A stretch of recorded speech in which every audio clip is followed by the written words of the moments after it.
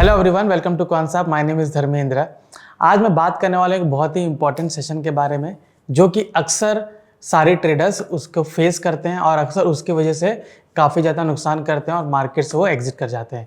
मैं बात करने वाला हूँ ग्रीड और ओवर कॉन्फिडेंस के बारे में। ठीक है, आप देखेंगे कि जो ट्रेडर है, ट्रेडर्स की जर्नी में ग्रीड और ओवर कॉन्फिडेंस हमेशा आता है। ठीक है, जो भी ट्रेड करते हैं, ग्रीड हमें तब आता है जब हम प्रॉफिट लेने की कोशिश करते हैं और ओवर कॉन्फिडेंस जब आता है जब हमें प्रॉफिट नंबर ऑफ टाइम्स हमें ज़्यादा प्रॉफिट आ जाता है।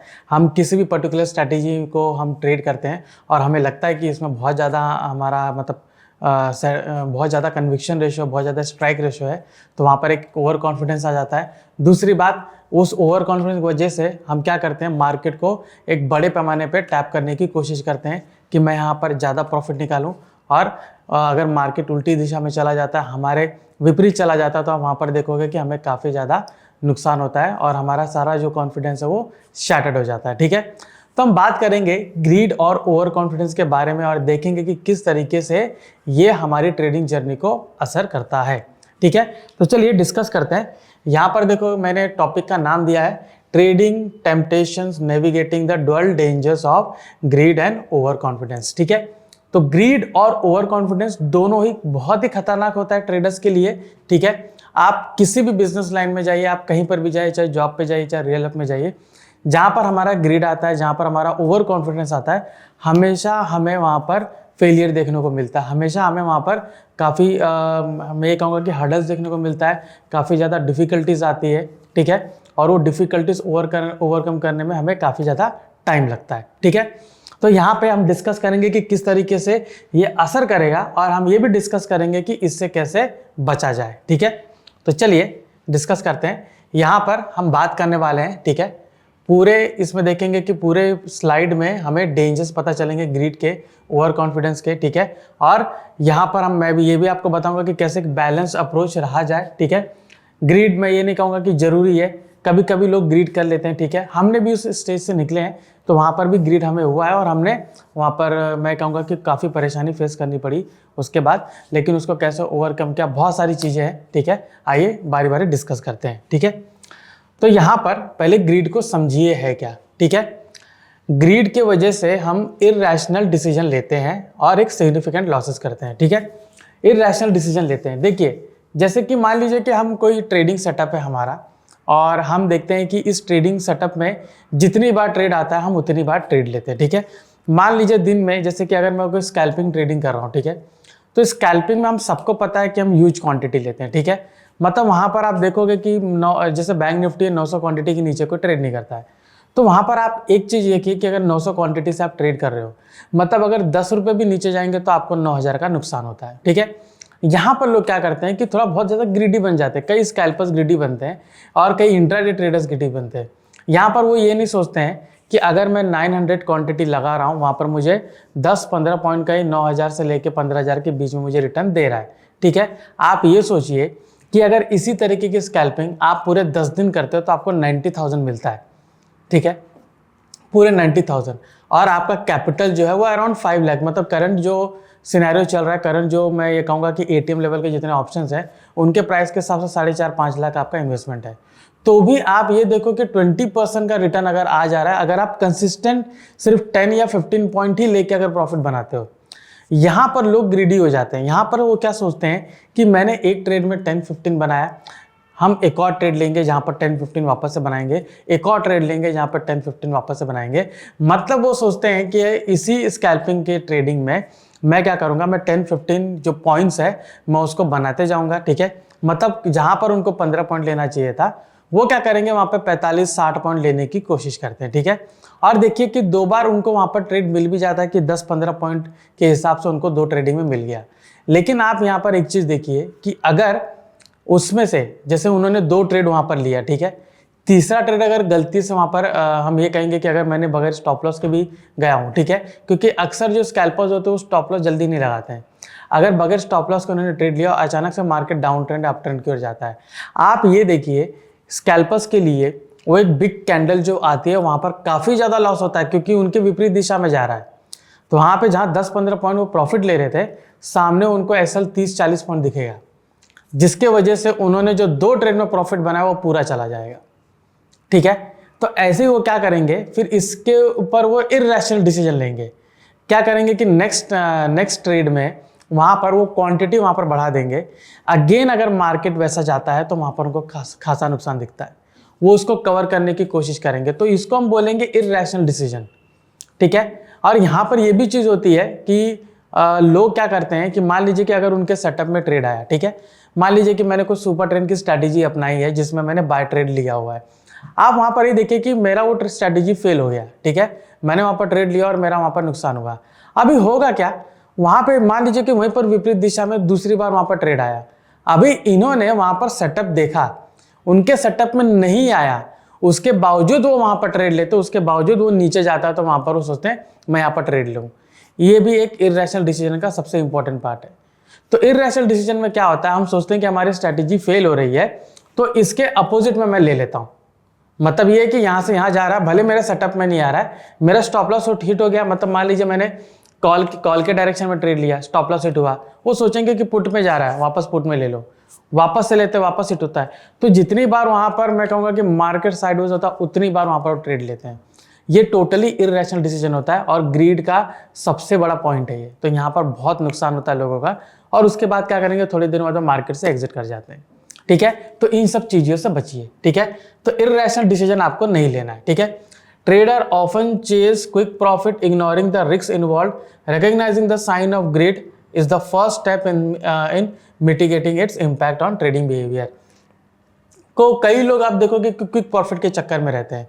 जैसे 1 मिनट का टाइम फ्रेम उन्होंने लगाया, वो सोचेंगे कि मैं यहाँ पर लेता हूँ, तुरंत ऐसा कैंडल भागेगा, मैं वहाँ पर ले लेता हूँ। ठीक है, वहाँ पर प्रॉफिट बुक कर लेंगे। लेकिन आप ये देखिए छोटा छोटा प्रॉफिट होता है। वहाँ पर जो स्टॉप लॉस है, मान लीजिए कि वहाँ पर स्टॉप लॉस थोड़ा बड़ा है, जैसे मान लीजिए कि स्टॉप लॉस 50 पॉइंट का है, तो यहाँ पर इनको टारगेट भी 50 या 100 पॉइंट का लेना चाहिए। 50 पॉइंट का तो नहीं कहूँगा, वो 1:1 रेशो, 1:1.5 75 का पॉइंट ले लीजिए, और 100 का भी टारगेट आप रख सकते हो। तो ये जो स्टॉप लॉस है इसके मुताबिक अगर वो रिस्क रिवॉर्ड रेशो नहीं रखेंगे तो यहाँ पर उनको खासा नुकसान देखना पड़ सकता है। तो यहाँ पर मुझे क्या करना है कि स्टॉप लॉस रिस्क मैनेजमेंट बहुत इंपॉर्टेंट है कि मैं एसएल को लेकर उसके हिसाब से रिस्क रिवॉर्ड रेशो लूँ। ठीक है, अक्सर लोग वहाँ पर नहीं लेते हैं, अक्सर सोचते हैं कि यहाँ पर रहने देते हैं, ये हम स्टॉप लॉस नहीं लगेंगे, क्विकली ये ऊपर जाएगा और मैं वहाँ पर ट्रेड बना लूँगा। ठीक है, तो यहाँ पर इनको ये परेशानी फेस करनी पड़ती है। तो हमने देखा कि किस तरीके से यहाँ पर ग्रीड हमारा बहुत बड़ा असर करता है। ठीक है, आगे हम देखते हैं, आता है the cost of over confidence. ठीक है, over confidence can result in under estimating the risk and over trading. ठीक है, ओवर कॉन्फिडेंस अक्सर आप देखोगे लोगों को नुकसान देता है। जैसे कि हम पढ़ाई में ओवर कॉन्फिडेंस रहते हैं कि ठीक है ये चैप्टर तो मुझे आता है, ये सब्जेक्ट तो मुझे आता है, इसको मैं रात में 1 घंटा भी पढ़ लूँगा तो मेरे लिए हो जाएगा। जब वो चैप्टर ओपन करते हैं, ठीक है, मान लीजिए कि उनको एक जनरल इन्फॉर्मेशन है, ठीक है, लेकिन अंदर आप देखोगे कि जो पॉइंटर्स हैं, अंदर जो फैक्टर्स हैं वो उनको पता नहीं है, अंदर जो आप ये कहेंगे कि जो एक्सप्लेनेशन है, ठीक है, जो कंसेप्ट है वो उनको पता नहीं है। तो यहाँ पर अक्सर देखोगे कि अगले दिन वो सब्जेक्ट में अच्छा स्कोर नहीं कर पाते। तो ट्रेडिंग में भी वही चीज़ होती है कि अगर आप कोई भी स्ट्रैटेजी ले रहे हो, ठीक है, स्ट्रैटेजी में कॉन्फिडेंस लाना बहुत इंपॉर्टेंट होता है, लेकिन स्ट्रैटेजी में ओवर कॉन्फिडेंस आना बहुत ही रिस्की होता है। ठीक है, कि ये स्ट्रैटेजी काम ही करती है। ठीक है, तो वो क्या करते हैं, स्ट्रैटेजी वो बोलेंगे कि ठीक है काम करती है, लेकिन आप ये देखिए कि अगर मेरे पास 10 लाख का कैपिटल है तो क्या मैं 10 लाख पूरा कैपिटल लगा सकता हूँ? नहीं, ये मेरा ओवर कॉन्फिडेंस का सबसे पहला साइन है। मैं क्या करूंगा कि अगर कोई भी स्ट्रैटेजी मुझे वहाँ पर कोई भी स्ट्रैटेजी मिली है, वो स्ट्रैटेजी में मैं ट्रेड करना चाहता हूँ, ठीक है, तो मैं वहाँ पर 50% से ज़्यादा कैपिटल नहीं लगाऊंगा, और 50% से भी अगर कैपिटल में लगा रहा हूँ तो मुझे वहाँ पर रिस्क देखना है कि मेरा लॉस कितना होगा। लॉस बेरिंग कैपेसिटी बहुत इंपॉर्टेंट होता है। ओवर कॉन्फिडेंस की वजह से वो क्या करेंगे, फुल कैपिटल यूटिलाइजेशन पे जाएंगे। मतलब जहाँ पे 900 क्वांटिटी वो ले रहे हैं, वो सोचेंगे कि यहाँ पर 1800 क्वांटिटी आप ले लीजिए, ठीक है, पूरा 10 लाख वहाँ पे लगाइए। वो ये भूल जाते हैं 1800 क्वांटिटी मतलब 10 रुपये नीचे गए तो वहाँ पर आपको 18,000 का नुकसान होगा। अगर मेरा स्टॉप लॉस मान लीजिए बैंक निफ्टी में 100 पॉइंट का स्टॉप लॉस है, क्योंकि आप देखोगे इंट्राडे में कई बार हमें बड़े बड़े कैंडल मिलते हैं, जो स्विंग लो है वो 100 पॉइंट का रहता है, तो उस पर अगर मैंने एटीएम का कोई भी ऑप्शन मैंने बाई किया तो वहाँ पर 0.5 डेल्टा के हिसाब से मेरा लॉस है वो 50 पॉइंट का हो सकता है, मतलब डायरेक्टली 90,000 का नुकसान है। तो आपका जो कैपिटल है, जो 10 लाख का कैपिटल है, उसमें से डायरेक्टली 90,000 कम हो जाएगा अगर मेरा एक एसएल हिट हुआ। तो होगा क्या उसमें, आप देखोगे कि मेरा 10% कैपिटल नीचे आ गया। 10% बनाने में काफी टाइम लगता है, हम सोचते हैं कि 10% एक ही दिन में बना ले, ठीक है। कभी कभी मार्केट ऐसा वॉलेटिलिटी होती है कि हमें एक दिन में मिल जाता है 10%, 10 नहीं 20% में मिल जाता है, लेकिन हमेशा ये मार्केट नहीं होता है। हमेशा हम उस फिराक में रहेंगे तो ये हमारा ओवर कॉन्फिडेंस का सबसे बड़ा नतीजा है, मतलब सबसे बड़ा वो मैं ये कहूँगा कि इंडिकेशन है, ठीक है। तो सबसे बड़ा आप देखोगे कि ओवर कॉन्फिडेंस सबसे बड़ी प्रॉब्लम यही आती है कि लोग सोचते हैं कि मैं फुल कैपिटल लगा के मैं इसमें ट्रेड बनाता हूँ, मैं एक दिन में 10-20% बनाऊंगा, ठीक है। दूसरा, ट्रेडर्स में feel invincible after a few wins, बहुत इंपॉर्टेंट है। कुछ चीज जीत जाते हैं, जैसे मान लीजिए कि मैंने वहाँ पर बहुत अच्छी ट्रेडिंग स्ट्रैटेजी मैंने अपनाई, 3-4 दिन हफ्ता भर मेरा बहुत अच्छा हुआ। नेक्स्ट वीक में मैं क्या करूँगा, पूरे ओवर कॉन्फिडेंस के साथ फुल कैपिटल मैं वहाँ पर लगा रहा हूँ जो मैंने अभी बात की। तो होगा क्या इसमें, इसके वजह से पुअर जजमेंट आएगा। Awareness of this bias is essential to maintain the realistic trading strategy. Realistic trading strategy अगर नहीं है तो उनको बहुत नुकसान देखने को मिलता है। तो यहाँ पर हमें ये चीज जानने की बहुत जरूरत है कि पुअर जजमेंट हमें हमेशा मिलता है किसके वजह से, जब भी हम रिस्क को अंडर एस्टिमेट करते हैं और ओवर ट्रेडिंग को अंडर एस्टिमेट करते हैं। ओवर ट्रेडिंग खास करके लोग करते हैं, ठीक है। दिन भर में वो नहीं सोचते कि मेरा एक ट्रेड में अगर प्रॉफिट आ रहा है, 2 ट्रेड में प्रॉफिट आ रहा है तो मैं क्लोज कर दूं, नहीं, वो सोचते हैं मुझे जितना ट्रेड आ रहा है, जितने स्टॉक्स में आ रहा है मैं उतने स्टॉक्स में ट्रेड लूंगा, ठीक है। अभी जैसे हमारा ट्रिगर्स प्लेटफॉर्म है, ठीक है, मतलब कॉन्सेप्ट में ट्रिगर एप्लीकेशन है, उसमें आप देखोगे कि कॉल साइड पुट साइड दोनों ट्रेड आता है, ठीक है। 5-5 10-10 स्टॉक्स आते हैं। तो मैं ये कहूँगा कि आप देखोगे कि पूरे दोनों साइड का मिला होगा तो 5-10 स्टॉक, कभी कभी 15-20 स्टॉक भी मिलते हैं। तो क्या मैं 15-20 स्टॉक में लूंगा, नहीं, मैं 2-4 स्टॉक में लूंगा जो मुझे क्वालिटी वाले लग रहे हैं, जो पैरामीटर्स को मैं देखूंगा, मुझे 2-4 उसमें से मुझे प्रॉफिट मिल गया, इट्स ओके, क्लोज, ठीक है। सभी में मैं ट्रेड करने नहीं जाऊंगा। ऑलराइट, आगे चलते हैं। Sign of greed in trading, identifying greed driven behaviour is vital. Look for the sign such as chasing losses, ठीक है। लॉसेस आ रहा है, उसको चेस कर रहे हैं, ठीक है, ओके, इतना ठीक है, लॉस है ना, मैं अभी बैठा रहूंगा, उसको मैं ये करता हूँ, क्या नाम है, और भी क्वांटिटी बाय करके मैं एवरेज करता हूँ, ठीक है। वो सोचेंगे और भी एवरेज किया जाए, तो एवरेज करने की वजह से क्या होगा, वो पूरा क्वांटिटी बिल्टअप होता है, तो मार्केट अगर नीचे गया, अपोजिट डायरेक्शन में गया, तो वहाँ पर लॉस होता है। फिर वो सोचेंगे कि मेरा 10,000 नुकसान हुआ है, 10,000 को कवर करने के लिए मैं क्वांटिटी डबल करूंगा, तो यहाँ पर वो लॉस को चेस कर रहे हैं, ठीक है। तो ये सबसे बड़ा ब्लंडर होता है, ठीक है, जहाँ पर वो लॉस को चेस करते हैं और जिसके वजह से स्टॉप लॉस को इग्नोर करते हैं और पोजीशन साइज को रेकलेसली इंक्रीज करते रहते हैं, ठीक है, रेकलेसली इंक्रीज करते हैं। जैसे मैंने यहाँ पर बताया कि हम क्या करेंगे, जैसे 900 क्वांटिटी, 1800 क्वांटिटी, इस तरीके से हमने स्टॉक में लिया, ठीक है। अभी ये क्या करेंगे, वहां पे नीचे जाएंगे और एवरेज करेंगे। मान लीजिए कोई ऑप्शन है 300 रुपये में था, वो 250 पे आ गया, वहाँ एक एवरेज किया उन्होंने, 200 पे आया, अगेन एवरेज करेंगे वो, फिर वहां पर 200 से गिर के 150 पर आ रहा है और एवरेज करेंगे। वो ये नहीं देखेंगे कि उनका जो सेटअप है उसमें स्टॉप लॉस हिट हो चुका है। वो एक मार्केट का बहुत ही ब्रॉड व्यू लेके चल रहे हैं। अगर आप ब्रॉड व्यू लेके चल रहे हो तो आप ऑप्शन स्ट्रेटेजी से जाइए, हेजिंग करके जाइए, ठीक है, स्टॉक्स में जाइए। आप अगर ऑप्शंस में एक ब्रॉड व्यू लेके उसको एवरेज आउट कर करके आप बाय कर करके उसको होल्ड कर रहे हो तो आपका बहुत नुकसान वो दे सकता है, ठीक है। तो इन सब चीज को यहाँ पर अवॉइड करिए। ऑलराइट, सो आगे बढ़ते हैं। ओवरकमिंग ग्रीड, ठीक है। ग्रीड से बैटल करने के लिए ट्रेडर को एक क्लियर गोल वहां पर बनाना चाहिए और वेल डिफाइंड ट्रेडिंग प्लान से बनाना चाहिए, ठीक है। वेल डिफाइंड ट्रेडिंग प्लान यही होता है कि यहां पर मेरा, जैसे मैंने कहीं पर बाय किया है, नीचे मेरा एसएल है, एसएल हिट हुआ, आई हैव टू एग्जिट, और कोई दूसरा आंसर नहीं है। एसएल हिट हुआ, एग्जिट, ठीक है। सेटअप नहीं बन रहा है, वेट, अगर सेटअप बाद में बन रहा है, 12 बजे 1 बजे बन रहा है, तब लीजिए, ठीक है। ओवर ट्रेडिंग मत करिए, ठीक है। दूसरा सेटअप मान लीजिए दूसरे सेटअप में भी ऐसा हिट हो गया, उस ट्रेडिंग जर्नी को क्लोज कर, मतलब उस दिन का ट्रेड बंद कर दीजिए, ठीक है। तो आपको एक ट्रेडिंग प्लान बनाना पड़ेगा और ट्रेडिंग प्लान में भी आपका रिस्क रिवॉर्ड आपका अच्छा होना चाहिए। अगर रिस्क रिवॉर्ड 1:2 का रेशियो नहीं है तो वहां पर आपको नुकसान होगा ही होगा। 1:1 का है, आपको 100% नुकसान होगा, बिकॉज पूरे ट्रेडिंग डे में आप देखोगे किसी दिन ऐसा आएगा जिस दिन आपका 2-2 स्टॉप लॉस हिट हो रहा है, ठीक है। तो उसको कवर करने के लिए आप तीसरा ट्रेड मत लीजिए, ठीक है। 1:2 का रेशो अगर आप लेते हो तो एक ही दिन का लॉस, एक ही दिन का प्रॉफिट लेकर गया है, ठीक है। अगर 1:1 का कर रहे हो तो आपका 2-3 दिन का प्रॉफिट लेके जाएगा, ठीक है। तो ये चीज़ को आप अवॉइड करिए और ये सारी चीज़ें आपको ध्यान में रखना है। रेगुलरली अपना जो स्ट्रैटेजीज है उसको रिव्यू करिए, एडजस्ट करिए, ताकि डिसिप्लिन मेंटेन रहे और जो ग्रीड है उसको अवॉइड करिए। मुझे इतना प्रॉफिट चाहिए, इससे ज़्यादा चाहिए, मैं 1 महीने में 2 महीने में ऐसा बनाऊंगा, उसको अवॉइड करिए, ठीक है। एक रियलिस्टिक अप्रोच रखिए, ठीक है। रिकॉग्नाइजिंग ओवर कॉन्फिडेंस, ठीक है। तो आप देखोगे कि एक एडवाइस होती है, ठीक है, मार्केट वॉलेटिलिटी को हम देखेंगे, उसको हम अंडर एस्टिमेट करते हैं, ठीक है।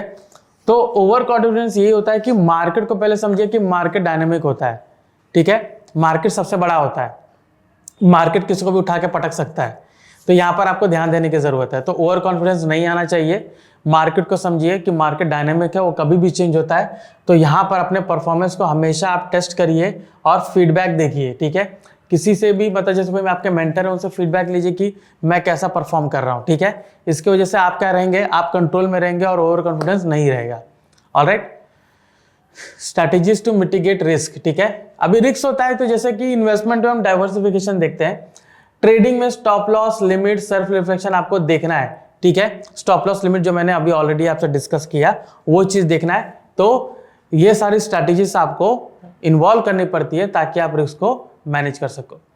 अभी आता है रोल ऑफ डिसिप्लिन, ठीक है। डिसिप्लिन आपको बहुत इंपॉर्टेंट चीज है। डिसिप्लिन में यही चीज है कि मुझे ROI जितना है, जितना रिटर्न ऑन इन्वेस्टमेंट में अपेक्षा कर रहा हूं, मुझे उतना ही मिले, प्लस मैं स्टॉप लॉस जो रखना चाहता हूं स्टॉप लॉस रहे, जितना मैं टारगेट लेना चाहता हूं वही टारगेट मैं पिकअप करूं, ओवर ट्रेडिंग ना करूं, नंबर ऑफ ट्रेड मेरा इंक्रीज ना हो, ठीक है। ये सारी चीजें मुझे डिसिप्लिन बनाती है, ठीक है। रियल लाइफ एग्जांपल आप देखिए, बहुत सारे ट्रेडर्स का एग्जांपल आपको मिलेगा, यूट्यूब पे मिलेगा, न्यूज़ में मिलेगा, ठीक है। उनसे सीखिए, उनका क्या रिस्क था, उन्होंने कितना लॉस किया, जिसके वजह से आप अपने लाइफ में ये इन्वॉल्व कर सकते हो, ठीक है। सो कंक्लूजन यही है कि ग्रीड और ओवर कॉन्फिडेंस के डेंजर से बचिए, कांस्टेंट विजिलेंस की जरूरत है, सेल्फ अवेयरनेस की जरूरत है, डिसिप्लिन अप्रोच की जरूरत है, ठीक है। सो आई होप आपको ये सेशन पसंद आएगा कि कैसे ग्रीड और ओवर कॉन्फिडेंस हमारे लॉसेस को बढ़ाता है, प्रॉफिट को कम करता है और हमें मार्केट से बाहर फेंक देता है, ठीक है।